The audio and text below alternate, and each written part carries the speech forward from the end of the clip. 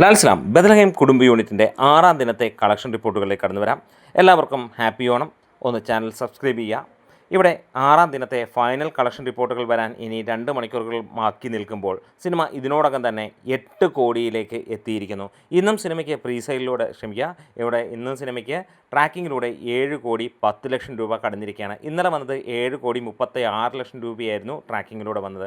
ഇന്ന് ഇതുവരെ 4,31,000 ടിക്കറ്റുകളാണ് വിറ്റുപോയിരിക്കുന്നത്. അതായത് ഇന്നലത്തെ വെച്ച് നോക്കുമ്പോൾ 5,000 ടിക്കറ്റുകളുടെ മാത്രം കുറവ്. ഇനിയും 2-2.5 മണിക്കൂറുകൾ ബാക്കി നിൽക്കുകയും ചെയ്യുന്നു. 1950ഓളം ഷോകൾ മാത്രമാണ് ട്രാക്ക് ചെയ്യപ്പെടേണ്ടത് ഇതിൻ്റെ മുകളിലുള്ള ഷോകളാണ്.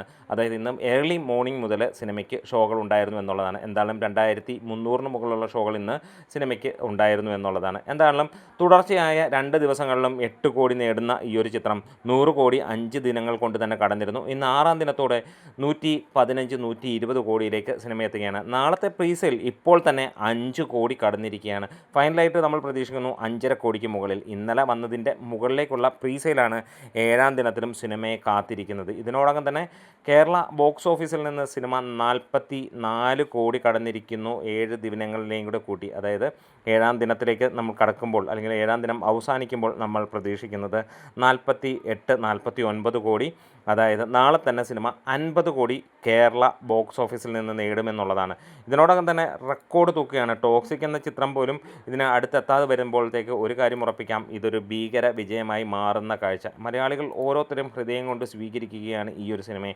ഈ വരുന്ന ആഴ്ചയിൽ പോലും സിനിമയ്ക്ക് ടിക്കറ്റ് കിട്ടാനില്ല എന്നുള്ളതാണ് എടുത്തു പറയാനുള്ളത്. അത്ര ഭീകരമായ ഒരു വിജയമായി ഈ ഒരു സിനിമ മാറുകയാണ്. നിങ്ങൾ ആരൊക്കെയാണ് ഈ സിനിമ കണ്ടത് എന്ന് പറയാം. ഇന്ന് തിരുവോണം നാളിൽ രാവിലെ 6:30 തൊട്ട് സിനിമ തുടങ്ങിയിരുന്നു.